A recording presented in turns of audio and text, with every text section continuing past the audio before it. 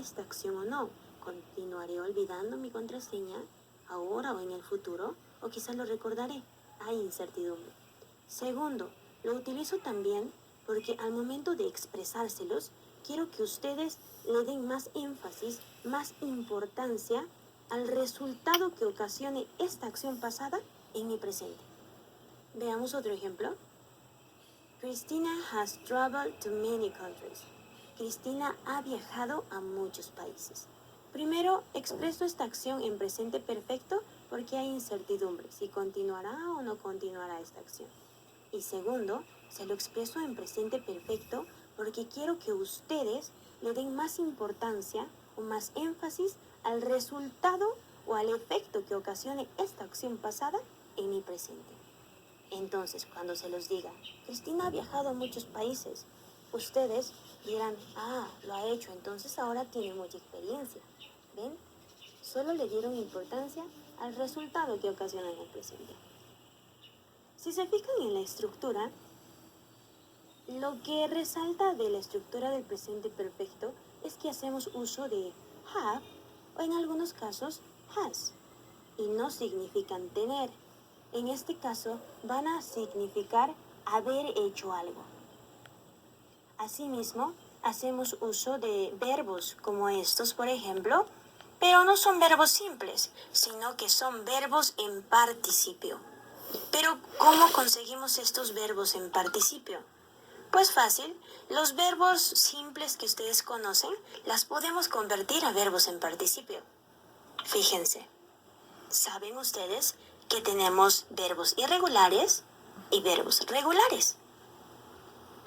Los verbos irregulares van a ser un poquito complicado de aprendernos, porque para convertir un verbo simple en un verbo en participio, cambia completamente la palabra, fíjense, no sigue ni una regla, por eso que cambian completamente las palabras. Entonces, tenemos que grabarnos una a una cada palabra. Sin embargo, con los verbos regulares, para convertirla de un verbo simple a un verbo en participio, simplemente se agrega ied, ed o de al final, y esto se hace siguiendo reglas. Con respecto a esas reglas, estas son, y se las recuerdo que ya se las enseñé detenidamente en la lección 25, en la cual hablamos del pasado simple.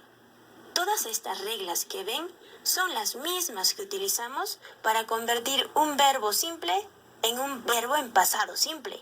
Asimismo, un verbo simple en un verbo en pasado participio. Son las mismas, porque todos estos verbos en participio que ven también son los mismos verbos en pasado simple. Veamos entonces, ¿qué es lo que necesitamos para estructurar una oración en el presente perfecto? Lo primero que necesitamos son pronombres o sujetos de quienes hablemos algo. Aquí ya les tengo una lista de pronombres. Lo siguiente que necesitamos es uno de los auxiliares, ya sea have o has. Pero recuerden que has se utiliza solamente con los pronombres singulares en tercera persona. He, she, it. Solo con ellos. Y have con los demás. Con I, you y con we, you, they. Necesitamos también verbos, pero verbos en participio, sean regulares o irregulares. Lo último, necesitamos un complemento. Aquí les tengo toda una lista de complementos. Como ya tenemos todo, pasemos a hacer oraciones. ¿Cómo decimos yo he vivido aquí desde 1997? A ver, yo aquí. I. ¿Qué auxiliar le corresponde? Have. Vivido. Justo aquí. Lived. Desde 1997. Here since 1997. Listo. I have lived here since 1997. La siguiente oración. Ella ha estudiado química. Listo. Aquí tenemos el pronombre she. A le corresponde has. Estudiado. Studied. Química. Chemistry. Listo. She has studied chemistry. Por último, ¿Cómo escribimos ellos han comido mi sopa? They have comido, eaten, my soup. They have eaten my soup. Como ven, hacer oraciones afirmativas es súper fácil, pero sabrán que en el inglés se suele usar contracciones al expresarnos. Es por ello que ustedes pueden contraer el pronombre con el auxiliar. Entonces, en vez de decir I have, podemos decir I've. En vez de she has, she's. En vez de they have, they've. Y si quiero contraer you have, you've. He has, his. It has, its. Y we have, with. Así de fácil son las contracciones. Todas estas son oraciones afirmativas. ¿Cómo es que hacemos oraciones negativas? Pues muy fácil. Lo único que vamos a hacer uso es de la partícula not. Aquí les tengo oraciones afirmativas. ¿Cómo las convertimos a oraciones negativas? Lo único que haremos es ubicar justo el lugar entre el auxiliar y el verbo en participio, como les indica la flecha. Entonces, ahí en ese lugar agregaremos la partícula not. ¿Cómo resulta? I have not lived here since 1997. Ya tenemos una oración negativa. Veamos la segunda. ¿Cómo la convertimos a una oración negativa? De igual modo, ubicamos el lugar entre el auxiliar y el verbo en participio, como indica la flecha. Le agregamos la partícula not y quedaría de este modo.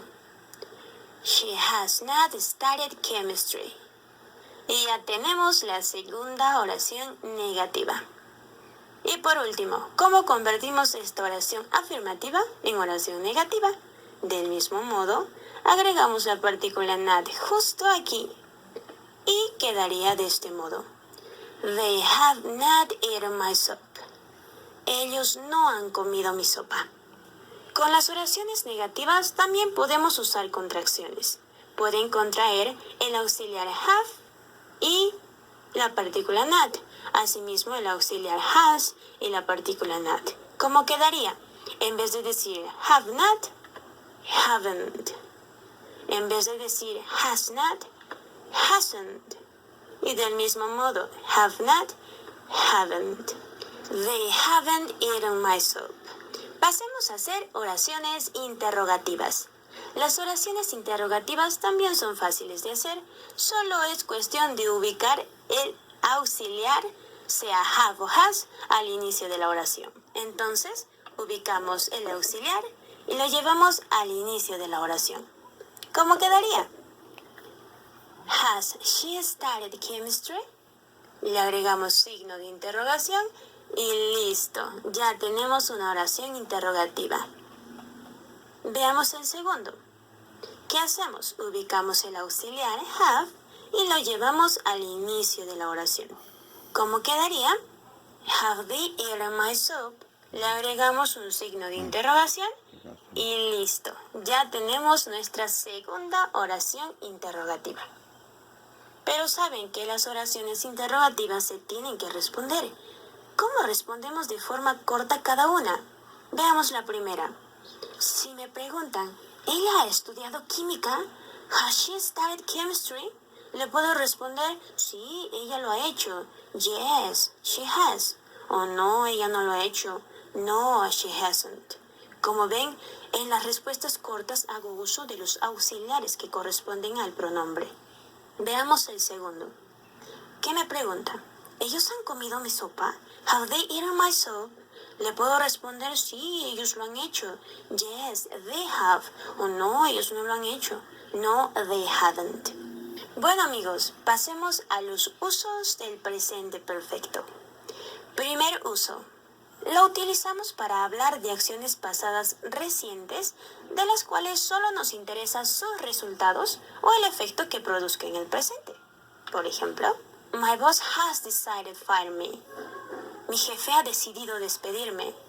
No me interesa cuándo lo hizo, Me interesa el resultado, que ya lo hizo y ahora dónde trabajo. Hablando de este caso, podemos mencionar logros. Por ejemplo, I have finished my homework. He terminado mi tarea. No me interesa cuándo lo ha terminado, pero sí me interesa el resultado que ocasiona. Ya lo hice, así que estoy libre. ¿Ven? También puedo utilizar en este caso para mencionar mis experiencias. Por ejemplo, Christina has traveled a lot. Cristina ha viajado mucho. No me interesa cuándo ha viajado, pero sí el resultado que ocasionó, que ya lo hizo y que ahora tiene mucha experiencia en culturas. Pasemos a